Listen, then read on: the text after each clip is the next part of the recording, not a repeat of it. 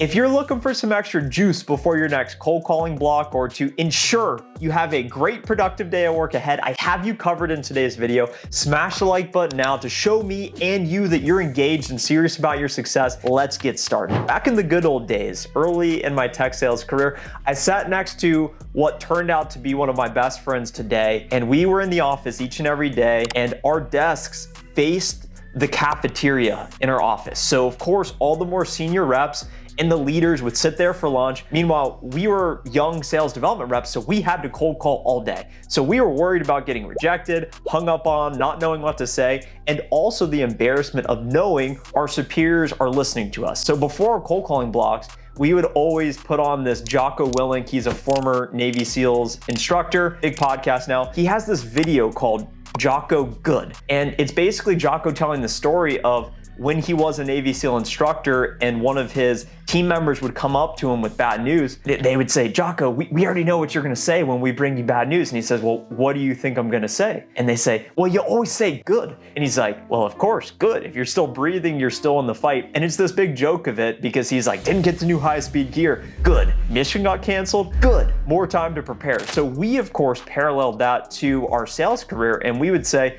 okay, what's the worst thing that could happen? Get hung up on? Okay, got hung up on again? Good. Oh, prospect doesn't want to take our meeting? Good. Oh, missed our promotion for something stupid happening? Good. So the bottom line here is we just made a joke out of it so that we could have fun with it. So if picking up the phone, if knocking on the doors, if showing up to your office to give the presentation, if it feels strenuous, if it feels tough, if it feels like you're worried about it before it even happens, that means you're not having fun with it. And if you're not having fun with it, it's not even worth doing in the first place. And that's why you may click on videos like this one, how to stay motivated. And if we look at what actually is motivation, it's this force that pushes us as humans to behaviors, to overcome obstacles, to work towards goals. And as we think about what is that push, it's either intrinsic motivation, extrinsic motivation. Intrinsic motivation is, hey, I want to do a good job so that I can respect myself. I want to do this because I just enjoy it because I have fun with the process of doing it. Extrinsic is I want to be recognized. I want people to validate me for being great. I want to get promoted. I want status. I want titles. I want to make more money. So I would encourage you to ask yourself, why are you doing what you're doing today? Are you doing it so that you feel better about yourself because you did your very best and you can respect yourself for doing that? Or are you doing it hoping, hey, other people will respect me more so that I can get girls, so that I can make more money, so that people are like, man, that's the big dog walking in the room. And of course, I want all of those things from both sides.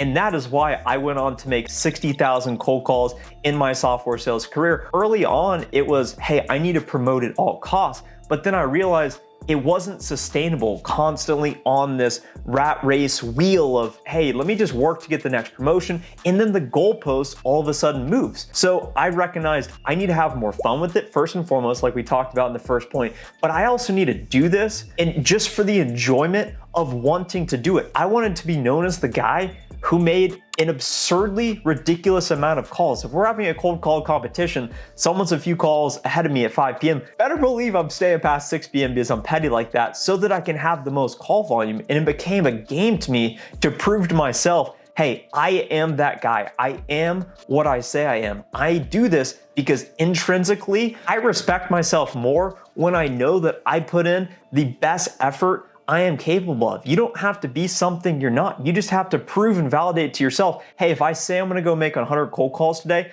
I'm gonna go deliver and actually make 100 cold calls today. And the reason why people don't feel motivated to do these things is one, they just frankly don't care about doing it, their success.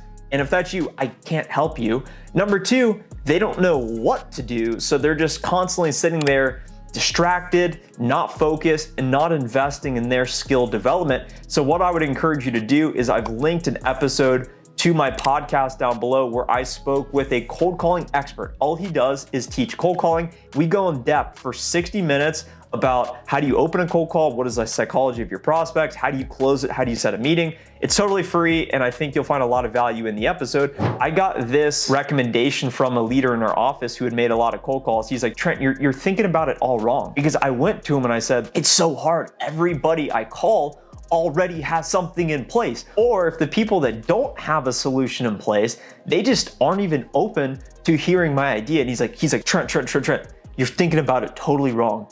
Assume everyone already has something in place and call them. You're not trying to convince them to switch. You're not trying to call them to sell them on how great you or your new AI tool or solution is. None of that matters. You're calling them to introduce yourself. You're calling them to build the relationship. Hey, I don't expect you to change what you're doing today, but I just want to get in front of you. I want to talk more about you, what you care about, how your program's working, and introduce some new ideas for you to consider so that when your renewal comes back around, you're fully informed of what is out there in the marketplace. You're not calling to try and convince them to switch, because that's what leads to them giving you objections. Hey, I'm not interested. Now's not a good time.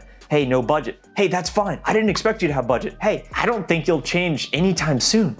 But in order for you to remain informed of best practices and the latest and greatest, we need a 15-minute meeting just so that I can introduce to you who I am and how we help organizations similar to you. So if you're sitting there thinking, man, I don't know what to do, I just gave you the answer, and I gave you 2 different opportunities for you to then pursue based on the advice I just gave and checking out the podcast episode. And then the third and final reason as to why you wouldn't be motivated or you wouldn't do it is because you're worried about failure. You're worried about rejection. You're worried about sounding stupid, looking stupid, what could go wrong instead of focusing on what could go right. So when I sat at the office next to the cafeteria, I was worried about what could go wrong. When I showed up to one of my one-on-ones with my leader, she brought to me, and this was when I was an account executive, I was closing deals, she brought to me a list of all of my current customers. And she's like, this is how much they're spending. If you could get each one of these customers, these 10 customers, to spend an extra $5,000 with us, that would be $50,000 in quota relief, and that would be like a third of your number. That would be a pretty big opportunity. And rather than agreeing and saying, you know what, great, that's super helpful, I thought, well, you know what, these guys are already maxed out on spend. These guys don't want to talk to me. These guys just have a new point in contact and they hate us right now. So of course they're not going to spend with us.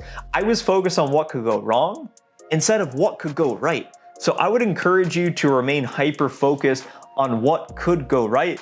And I would also encourage you, especially as we think about the use case of cold calling or door knocking, is obsess over the process and emotionally detach from the results. Meaning you are motivated intrinsically to make the call because you're like a woodsmith. You don't do it to make all this money. You do it because you enjoy your craft. You are not defined by your most previous call. So if it goes terribly, that's okay. That's like in the NFL when they say, hey, next play. Doesn't matter if you just threw an interception, because you need to remain focused on the next play in order to execute it at your full capacity. So if you keep those things in mind, you're thinking, okay, well, I don't even care if I've set the meeting. I'm having fun with it, and I'm doing this because I'm focused on the process, and I recognize by the law of large numbers, and I ran the math on this. Review how many live conversations you have each day, and how many calls you make each day, and how many meetings you set each day. What you'll realize is some days you have a really high answer rate. You could make 100 calls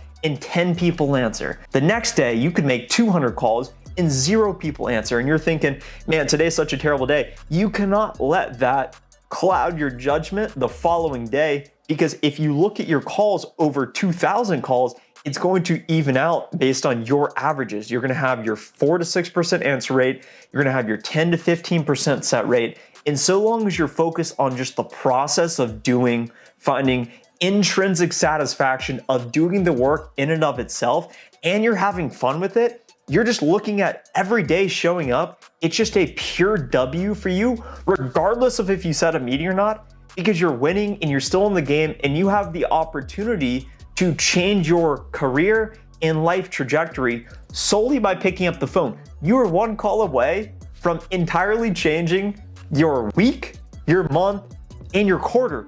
Think about that. I'll see you on the phones.